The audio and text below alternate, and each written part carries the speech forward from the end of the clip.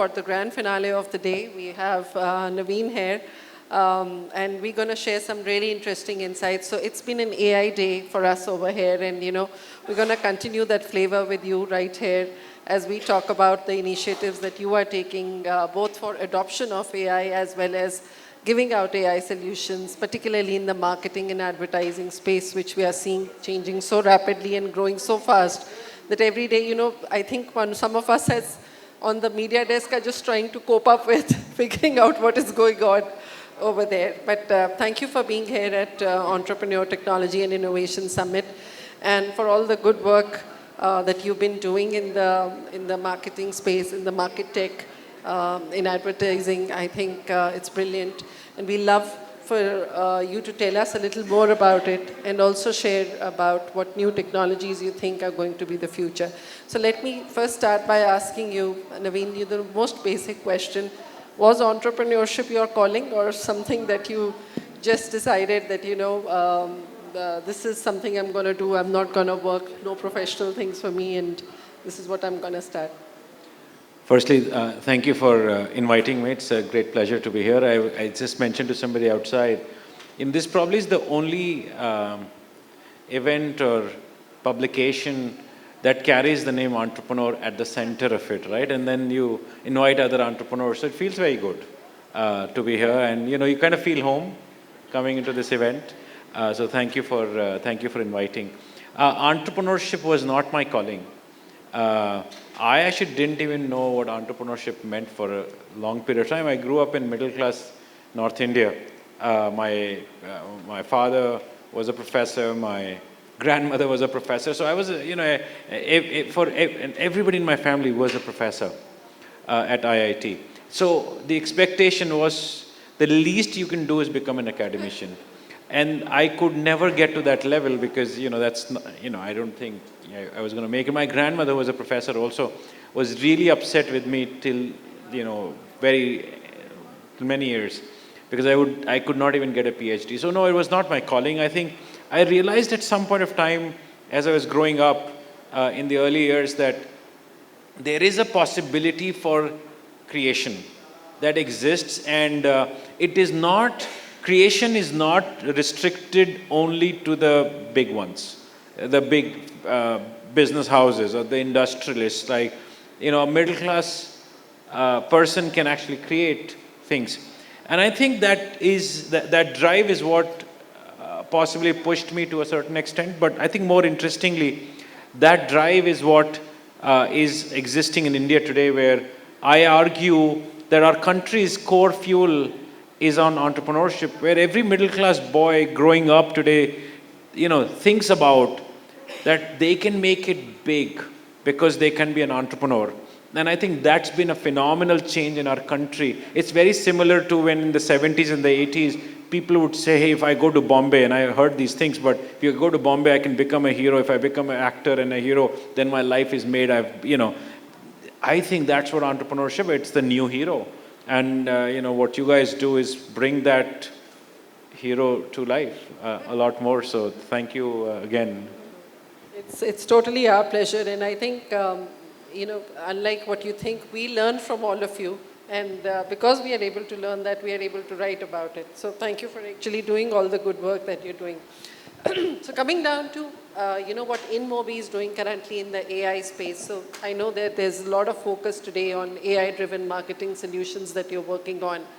And do you feel that, on the other side, the corporations or business houses, they are equally sort of gung-ho about taking up these solutions the way they are coming? Or do you feel that the market is still slightly in a more, wait and watch mode? Or they just want more personalization to happen for their business? So how is it that you're feeling in the marketing as an industry is going through an AI wave? So if you truly try to understand about marketing, it's all about return on investment. The return on investment in marketing has consistently gone through an increase over the last 25 years or so. Digital marketing's core objective is to say we will deliver better return on investment that you can actually be very happy about. Artificial intelligence, in effect, is expected to drive better ROI. And that's why every corporation, everyone, every brand, every marketer out there is looking at advertising or looking at artificial intelligence to say, hey, how are you going to drive better intelligence for me, therefore better ROI? So I think they're waiting. They're saying, look, it's been 2 years. I would expect a lot more returns, not for any other reason, but because they've all used ChatGPT, and it is, there's nothing else like that people have ever seen in the world. So that's so good to see. So I think that's clearly one dimension that's truly happening. The second dimension of this is there are elements because of generative AI. There are elements on marketing which are now getting commoditized. For example, creatives. The creative copy, the creatives, all of those things are getting commoditized because the ability for AI to essentially do high-scale creatives is significantly better. So you're also starting to see efficiency come into the whole advertising space. But I think the most beautiful part of advertising, it's going to basically be that it's going to make the internet more beautiful. Let me explain that a little bit. Today, when you surf the internet, you see a lot of these ads that pop up, and you don't like them. But that's because the ad and the copy don't match with each other. Tomorrow, with generative AI, your ad will get merged with the content on the fly, because the page will be generated in real time. And I think that's where the advertising industry is potentially headed. Sure. So yeah, you're right about the pop-ups, but of course, also in the last few years, we've seen less and less of them. They're already merging, and I'm from the media side, and we see these pages which are like infinite loops. So you basically never get out of a website unless you really want to. The content will just keep popping in. That's correct. Yeah. But, today when we are in the age of Gen AI, and most of the content is, and I see, I'm a LinkedIn enthusiast, and I see a lot of posts actually being written by ChatGPT, then by real people. And you can almost tell, if you're used to reading so much of it, you can tell whether the post has got some human intervention and some AI intervention. Do you feel that at some point of time, this will become more seamless? Right now, it's pretty visible to a common eye that, and minute you're reading the post, you know that, okay, you don't, this is not coming out of a human mind, so you need to just scroll forward. So and you're working on the content and commerce as a piece, so when do you see this changing?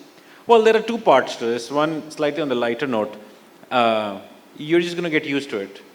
So pretty much, you'll stop seeing the difference, and you'll stop trying to compare it to something which is the past. Because the past, the minute the past becomes, kind of goes too much in the past, it's all going to be the same. So I think on the lighter note, that's pretty much what's going to happen. I think more seriously, the content is improving so drastically that I think it'll actually carry your style going forward versus anything else, and that's not yet fully baked in, but it's only a matter of a few months. Really? It's going to basically capture your style and then start writing it that way. So I don't think it's that far. And what about your own, at InMobi, the content and commerce model within AI that you are working on? If you can elaborate a little more on that. Yeah, look, I think one of the things we are doing within InMobi is a platform called Glance, where we are generating content using AI, but we are not generating text content, we are generating image content. And in that, we are also generating content around the consumer themselves. So therefore, the platform allows you to take your own picture, and that picture you showcase, the picture then starts to essentially take different shapes and forms and places. And it's a new way of doing, generative AI-led shopping. So we're launching that next month, so hopefully you can try that out. It's truly revolutionary. There has never been a platform like that where you use Gen AI to essentially change the way people shop. And, do you, for that matter, see AI instead of just becoming an enabler as more like a mainstream sort of decision maker in this whole process? 100%. 100%. I think it is going to truly revolutionize everything. I think the piece where all of these things are going to sit is where creativity comes in. So I think the intuition, the creativity, the ideas is where most of the smart minds will shift towards. And you're going to have a powerful tool in your hand to essentially create and generate things far faster than what it was even 5 years ago. So therefore, your creativity to an output is something you can truly see. Now, that creativity could be in the space of pharmaceutical, drug discovery, could be in the in the publication, could be in the space of writing software. All of these elements, the only thing that you're going to essentially have is your intuition, your creativity. Right. And, given what you just said about intuition and creativity, how do you think the AI talent per se is going to therefore, get enhanced? I mean, I know I was talking to the Karnataka government, and I know they're working out and out to develop more talent, which is more. Look, there is a huge opportunity within India to essentially ride this wave as the new technology comes in of artificial intelligence, to essentially say, hey, I'm going to train a lot of people on AI. What does that mean? It means that I'm going to train a lot of people to use AI, which means I'm going to train a lot of people to learn how to do prompt. For example, in software coding, you're going to essentially become a great prompt engineer. Right? So you're essentially going to train them on a new set of technologies that will be amazing for the country. Having said that, I think there will be a significant change in the talent pool and what they know and what they don't, because a lot of the things that we have done in the last 15, 20, 25 years are going to become obsolete. So classical software coding is going to become obsolete, within the next 2 years or so.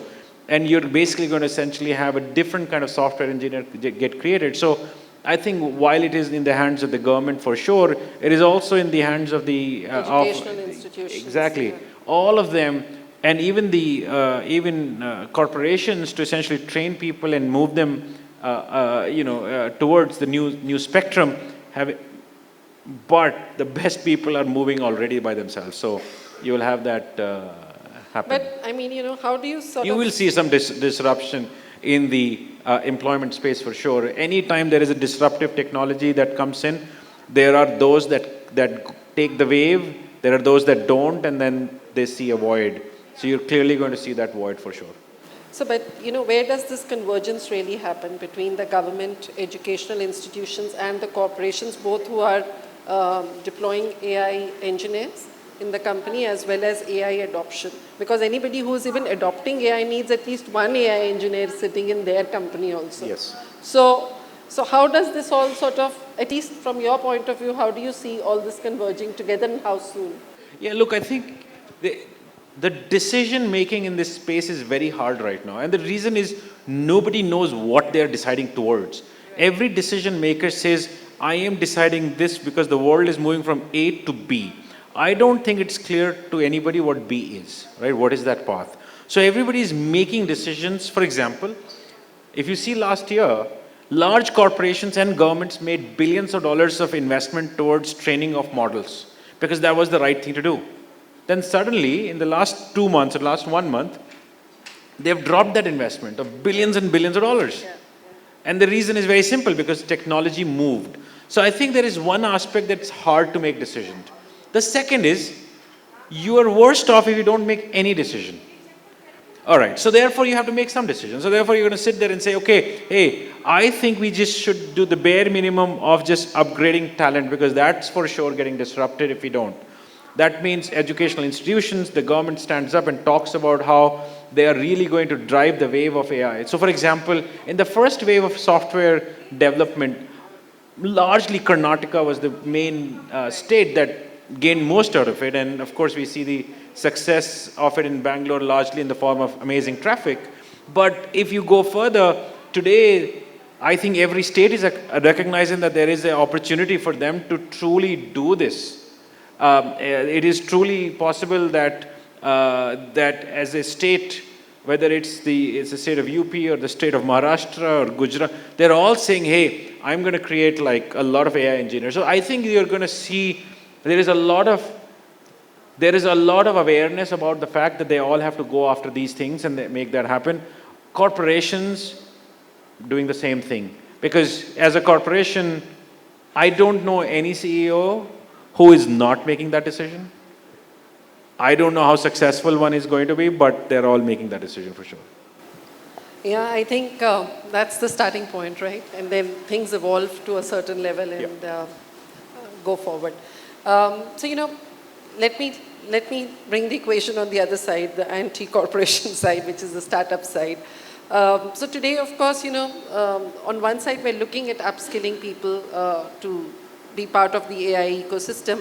And on the other side, we're also seeing a lot of startups who are doing AI startups. I was just talking in my previous panel, there was a speaker who was making AI for management consulting firms. So do you see You're saying McKinsey is not going to be required? I don't know. He must be here, so he can tell. But having said that, what kind of startups do you see coming up in the AI as an industry? And particularly if you were to think or wear an investor's hat here, what kind of AI startups would you be wanting to invest in?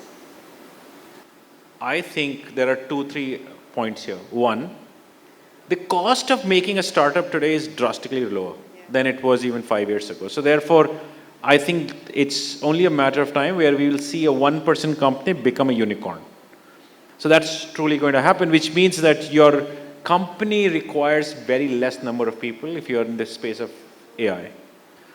Second, I think from a sector point of view, there is no cap.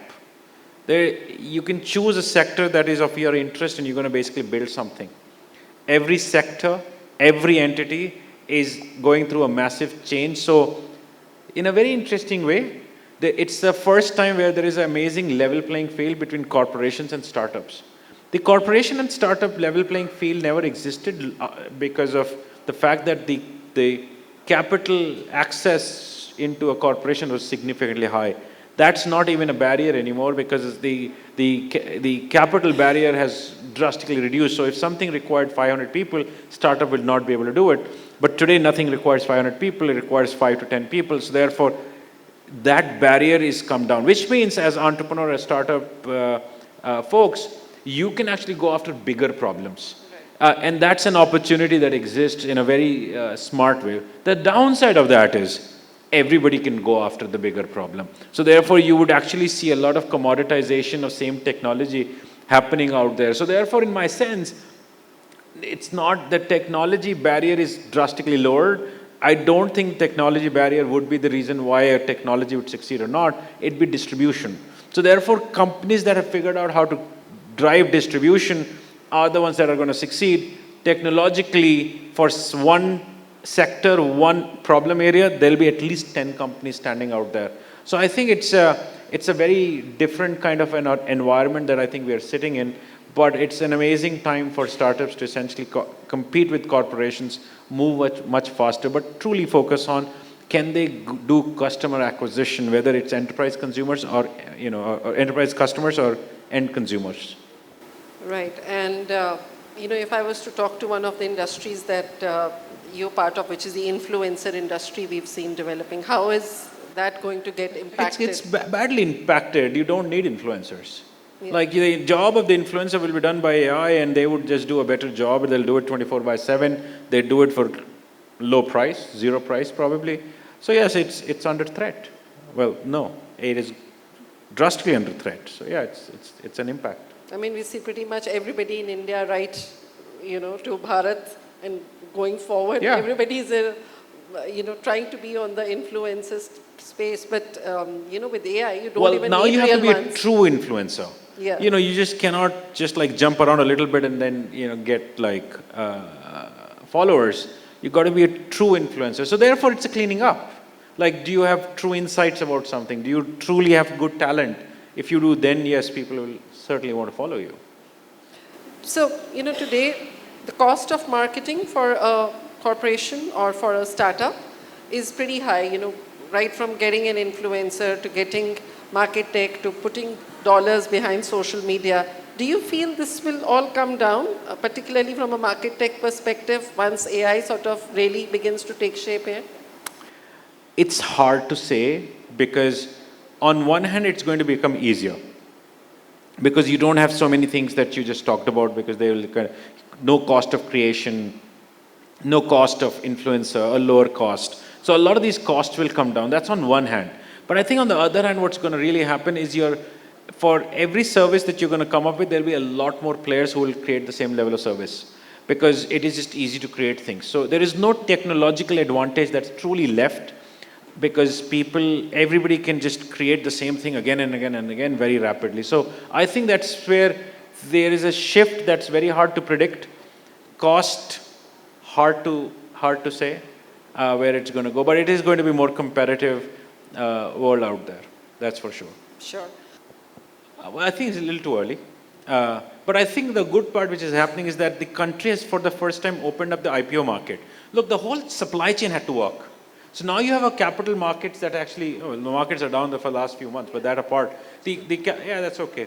The capital markets is now opened up, which didn't ever existed. So therefore, the excitement is quite high. If you take the macroeconomics to the point being discussed earlier, the macroeconomic point is China is really not in there. The new ruling by the US government is that no capital can actually be deployed in China, which is American capital, which means that all of that capital that was going after technology in Chinese market has to come to, either go back to the US or come to markets like India. So there is more capital going to be coming in anyway, which means a lot of good end-to-end chain for startups is going to happen because you would see IPOs happen and therefore you would also see early stage companies happen. So we are seeing some good indicative signs of a better ecosystem getting created, but the bar also has gone up quite significantly for any startup to get funded.